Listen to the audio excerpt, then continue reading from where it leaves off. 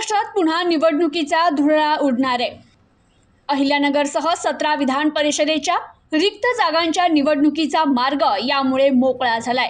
राज्यात पुन्हा एकदा निवडणुकीचा धुरळा उडण्याची शक्यता असून स्थानिक स्वराज्य संस्थांच्या निवडणुका झाल्यानंतर आता विधान परिषदेच्या रिक्त जागांच्या निवडणुकीचा मार्ग खुला झालाय।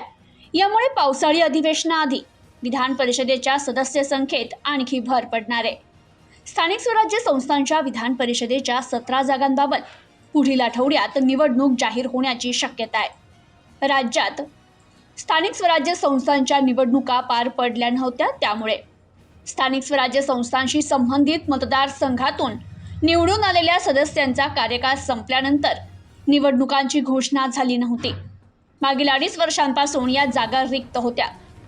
काही महिन्यांपूर्वी स्थानिक स्वराज्य संस्थांच्या निवडणुका संपन्न झाल्या, त्यामुळे स्थानिक स्वराज्य संस्था मतदारसंघात किमान 75% मतदार उपलब्ध असणार आहे। ही अट पूर्ण झाल्याने आता निवडणुकीची प्रक्रिया सुरू होण्याची शक्यता असल्यामुळे पुढील आठवड्यात स्थानिक स्वराज्य संस्थेशी संबंधित 17 जागांबाबत निवडणूक जाहीर होऊ शकते।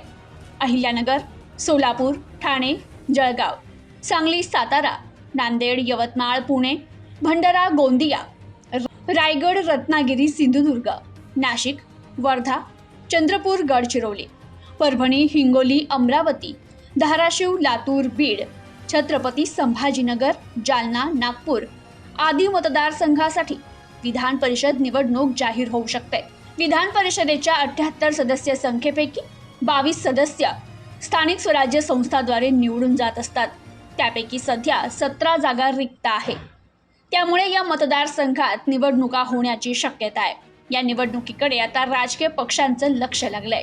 Bureau report, news today 24।